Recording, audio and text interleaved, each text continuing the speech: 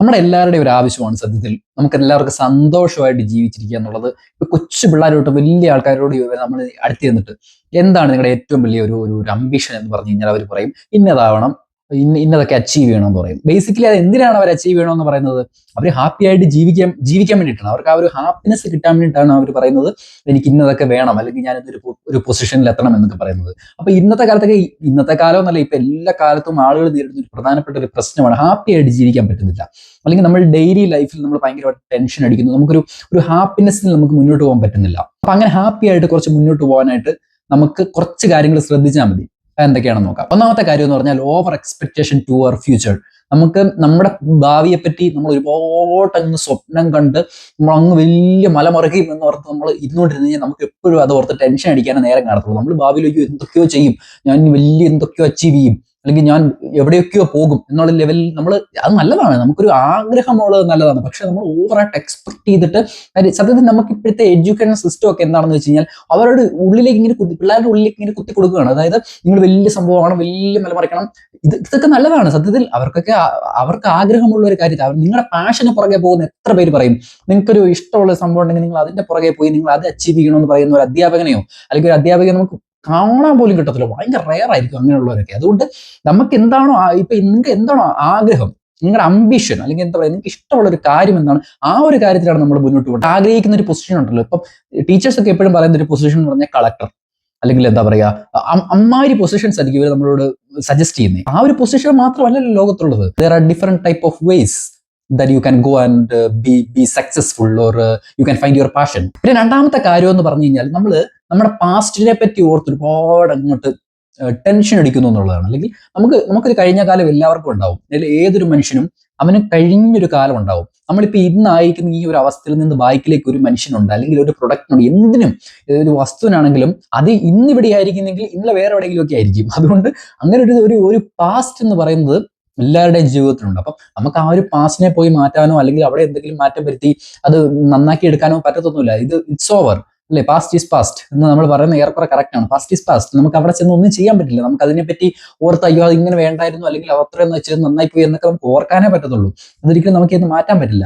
അതുകൊണ്ട് നമ്മുടെ പാസ്റ്റിനെ പറ്റി ഒരുപാട് ഓർത്ത് ഇങ്ങനെ ആവലാതിപ്പെട്ട് പടാരവട്ടങ്ങി ഇങ്ങനെ ജീവിക്കാതെ ഹാപ്പി ആയിട്ടിരിക്കുക. ഇൻ കേസ് ഹാപ്പി ആവാൻ ചിലവർക്ക് പറ്റില്ല. അപ്പോൾ ആ ഒരു ഹാപ്പി ആവാനുള്ളൊരു സമയം, നമ്മൾ സ്വയമേവ കംഫർട്ടബിൾ ആവാനുള്ള ഒരു സമയമുണ്ടല്ലോ, അത് നമ്മൾ കൊടുക്കുക. പിന്നെ മൂന്നാമത്തെ കാര്യം എന്ന് പറഞ്ഞു കഴിഞ്ഞാൽ എന്ന് പറഞ്ഞാൽ നമ്മൾ ആരാണെന്ന് നമുക്ക് ബേസിക്കലി നമ്മളിത് മനസ്സിലാക്കുക. ഇതിനെപ്പറ്റി ഞാൻ ഒരു വീഡിയോ ചെയ്യുന്നുണ്ട്. അതായത് നമ്മൾക്ക് എന്താണുള്ളത്, അല്ലെങ്കിൽ എനിക്ക് എന്താണ്, ഞാൻ ആരാണ് എന്നുള്ളൊരു സെറ്റപ്പ് ഉണ്ടല്ലോ. ഇപ്പോൾ ഒരാൾ നിങ്ങളോട് വന്നിട്ട് പറയുകയാണ് ഇതിനെ കാണാൻ ഭയങ്കര ഷാരൂഖ് ഖാനെ പോലെ ഇരിക്കുന്നു, അല്ലെങ്കിൽ ഒരു പെങ്കൊച്ചാണെങ്കിൽ വന്നിട്ട് ഐശ്വര്യ റായിയെ പോലെ ഇരിക്കുന്നു എന്നൊരാൾ പറയുകയാണെന്നിരിക്കട്ടെ, മൃണാൾ താക്കൂറിനെ പോലെ ഇരിക്കുന്നു എന്നൊക്കെ പറയുകയാണെങ്കിൽ ബേസിക്കലി നമുക്കൊരു ഐഡിയ ഉണ്ടായിരിക്കും നമ്മൾ എങ്ങനെയാണ്, നമ്മുടെ ലുക്ക് എങ്ങനെയാണ്. ബേസിക്കലി ആ ഒരു സംഭവത്തിനനുസരിച്ചല്ലേ നമുക്ക് സ്വയമേ ഒരു അവയർനെസ് ഉണ്ടെങ്കിൽ, ഞാൻ എന്താണെന്നൊരു ബോധം സ്വയമേ ഉണ്ടെങ്കിൽ, ഒരുത്തം വന്നിട്ട് നീ ഒട്ടും കൊള്ളില്ല എന്ന് പറഞ്ഞാൽ നമുക്കറിയാം അത്ര മോശമൊന്നുമല്ല ഞാൻ. പക്ഷെ അതേസമയം ദുൽഖർ സൽമാനെ പോലെയാണെന്ന് പറഞ്ഞാലേ നമുക്ക് മനസ്സിലാവും അത്രയ്ക്കൊന്നുമില്ല, ഒരു ഔട്ടർ ലുക്കിലൊക്കെ കുറച്ച് പുറകിലാണെങ്കിലും ഒരുപാട് താഴെയല്ല, നമ്മളൊരു മിഡിലാണ്. നമ്മളെപ്പറ്റി തന്നെ നമ്മളൊരു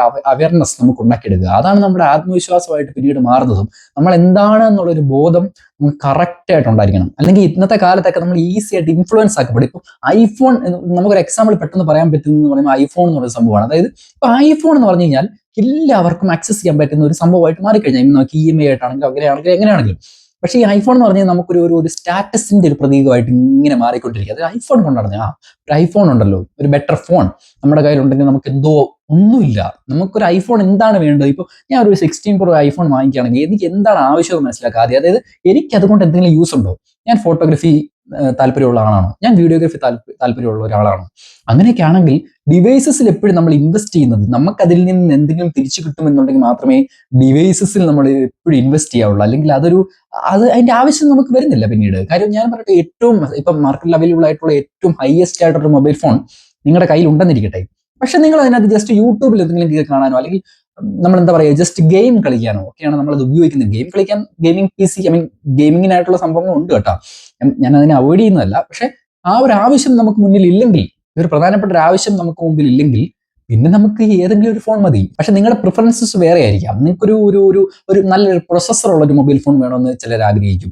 നല്ലൊരു സ്റ്റോറേജ് കപ്പാസിറ്റി ഉള്ള ഒരു മൊബൈൽ ഫോൺ വേണമെന്ന് ചിലർ ആഗ്രഹിക്കും. അങ്ങനെ എല്ലാവരുടെയും ആവശ്യങ്ങൾ പലതായിരിക്കും. പക്ഷെ ആ ആവശ്യത്തിന് വേണ്ടി തന്നെ മാർക്കറ്റിൽ സ്പെഷ്യൽ ആയിട്ടുള്ള മൊബൈൽ ഫോൺസ് ഉണ്ട്.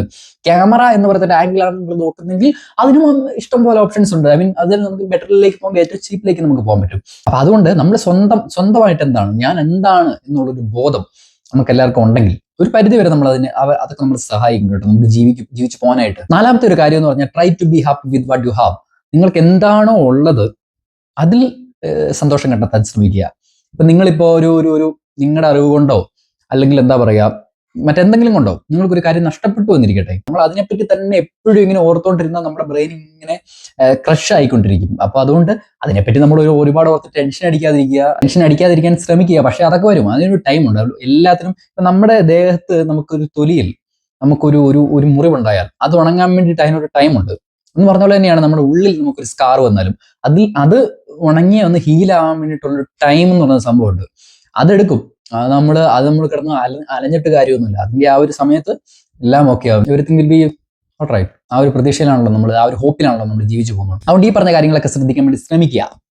അതുകൊണ്ട് നിങ്ങൾക്ക് എന്താണോ ഉള്ളത്, നമുക്ക് ആക്സസ് ചെയ്യാൻ പറ്റുന്ന കാര്യങ്ങൾ, എത്രയും പെട്ടെന്ന് ആക്സസ് ചെയ്യാൻ പറ്റുന്ന കാര്യങ്ങൾ എന്താണോ ആ ഒരു കാര്യങ്ങൾ വെച്ച് ഹാപ്പി ആവുകയും ശ്രമിക്കുക. അല്ലെങ്കിൽ അതിനൊരു ടൈമുണ്ട്. നമ്മുടെ ലൈഫ് എന്ന് പറഞ്ഞ ഒരു വലിയ പ്രോസസ്സാണ്. അപ്പൊ അതിനൊരു ടൈമുണ്ട്. ഓരോ കാര്യം നമ്മൾ അച്ചീവ് ചെയ്യുമ്പോഴും അല്ലെങ്കിൽ നമുക്കൊരു ഹാപ്പി സ്പോട്ട് കിട്ടുമ്പോഴൊക്കെ നമുക്ക് അതിനൊരു ടൈമുണ്ട്. അതൊന്നും ഒരു കാര്യവും നിലനിന്ന് അൾട്ടിമേറ്റ്ലി നമുക്ക് ഒരു കാര്യവും കിട്ടും. നമുക്ക് ലൈഫ് പോലും അൾട്ടിമേറ്റ് അല്ലല്ലോ. ഒരു കാലത്ത് നമ്മൾ എല്ലാം അവസാനിക്കുന്ന സംഭവമാണ്. അപ്പം അതുകൊണ്ട് ഉള്ളത് വെച്ച് ഹാപ്പി ആയിട്ട് ജീവിക്കുക.